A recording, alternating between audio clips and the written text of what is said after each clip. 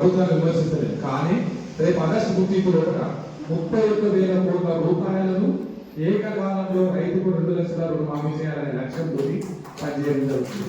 అంటే 5 నెలల కాలంలో 31,000 కోట్ల రూపాయలు ఖర్చు పెట్టడం రైతుల కోసం అని బలంగా చెప్పే ప్రభుత్వం ఇలా ప్రజా ప్రభుత్వం. గడిచిన ప్రభుత్వం 18,000 కోట్లను 10 సంవత్సరాల్లో ఖర్చు పెట్టడానికి కూడా వెనకాడింది.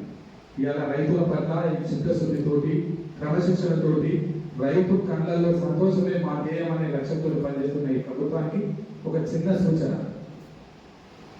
మన దేశంలో మన రాష్ట్రంలో 80% రైతాంగం బిలో 8 years లోపు 8 ఎకరాల లోపే 80% రైతాంగం. ఏదైతే 14% రైతాంగం మాత్రమే 20 ఎకరాల పైన ఉంటుంది. ఇంకా 100 ఎకరాల పైన ఇంకో 6%. కాబట్టి మనం మేలు చేయాలనుకున్న లక్ష్యం 8 ఎకరాల వరకు ల్యాండ్ సీలింగ్ కనుక పెట్టినట్లయితే 8 ఎకరాల వరకు కనుక ల్యాండ్ సీలింగ్ పెట్టినట్లయితే రైతుకు మేలు చేసే కార్యక్రమం జరుగుతుంది. 5 ఎకరాలను కూడా అనొచ్చు పాపు. ఇలా మా నాన్న 8 ఎకరాలు సంపాదించడం అందులో తెలియదు. ఓ బిడ్డ 4 ఎకరాలు వాళ్ళు కూడా పంచుకుంటారు. నా అభిప్రాయం అంటే 5 ఎకరాలే పెట్టాలని కూడా అనొచ్చు. కానీ 8 ఎకరాలు చేసే రైతు కూడా కొంచెం ఇబ్బందులలో ఉన్నారు.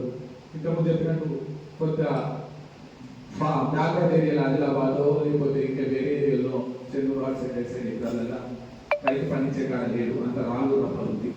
దాన్ని చదువు చేసుకునే అవకాశం ఉంటుంది. కాబట్టి 8 ఎకరాల రైతు వరకు రైతు భరోసా ఏదైతే మేనిఫెస్టోలో పెట్టిరో ఆ మేనిఫెస్టో ప్రకారం 7,500 రూపాయలు తప్పకుండా ఇవ్వాల్సిందే. మళ్ళీ ఇంకొక కన్సిడర్ లేదు. ఇది కమాండర్ పక్షాన ఒకటి.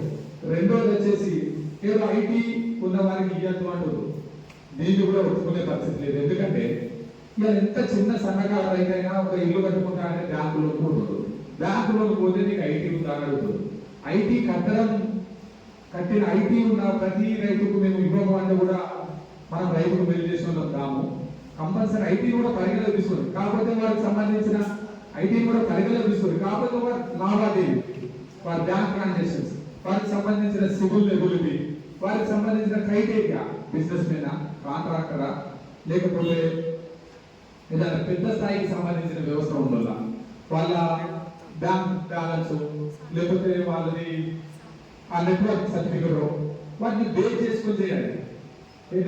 ఐటీ ఇవాళ ఉదాహరణ చెప్పాలంటే ఈజీఎస్ వర్క్ చేసి చిన్న కాంట్రాక్టర్ ఫర్ సపోజ్ ఒక మల్లేష్ మామూలు 5 లక్షల రూపాయల వాడకస్తే ఆయన చేస్తాడు. ఆయన వర్క్ చేసినప్పుడు ఆయన ఐటీ పెట్టాలి. 5 లక్షల రోడ్ చేసే కాంట్రాక్టు ఐటీ పెట్టాలి. ఐటీ పెట్టాలంటే ఏం జరుగుతుంది? ఫర్ సపోజ్ యాదవ సంఘం బిల్డింగ్ ఇచ్చారు మా విలేజ్ లో. మా భూసత్తుడు ప్రతి పని చేసాడు. 2 లక్షల వర్క్ ఇచ్చారు. 2 లక్షల వరకు వాళ్ళ సంఘం కోసం ఆయన సంఘం పెద్ద మనుషులు అంటే ఐటీ పెట్టాల్సి వచ్చింది.